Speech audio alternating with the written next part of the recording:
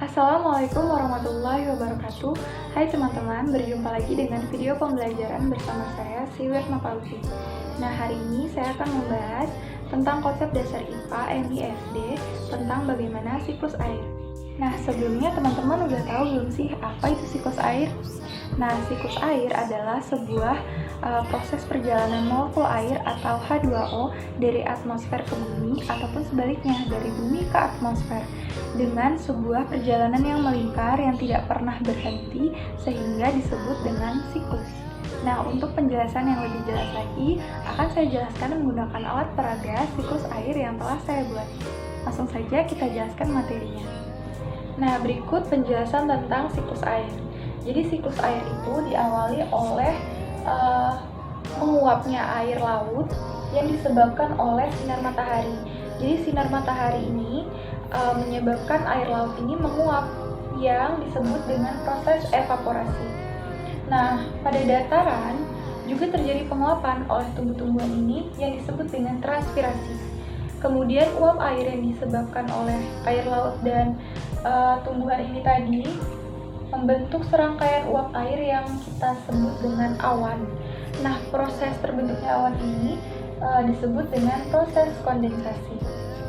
Kemudian, awan-awan yang telah terisi oleh uap air tersebut terbawa angin menuju ke daerah pegunungan. Nah, semakin lama awan-awan ini tadi semakin menampung banyak uap air yang kemudian turunnya hujan.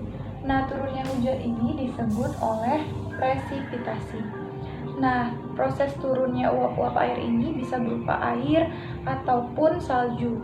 Nah, tergantung bagaimana suhu yang berada di pegunungan tersebut.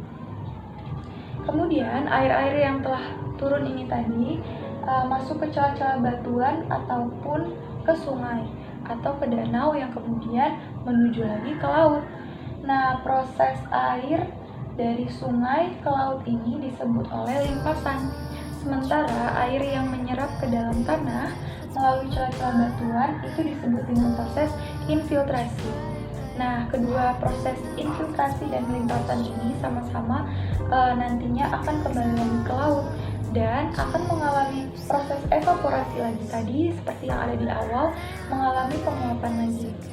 Sehingga serangkaian peristiwa tersebut membentuk suatu peristiwa serangkaian yang melingkar dan tidak pernah berhenti yang biasa kita sebut dengan siklus.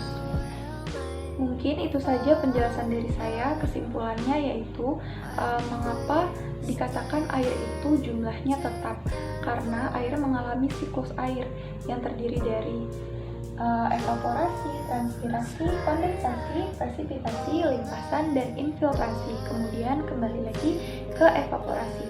Itulah mengapa siklus air itu serupa rangkaian yang melingkar yang terjadi dari atmosfer menuju bumi dan bumi menuju atmosfer. Semoga video pembelajaran kali ini bermanfaat.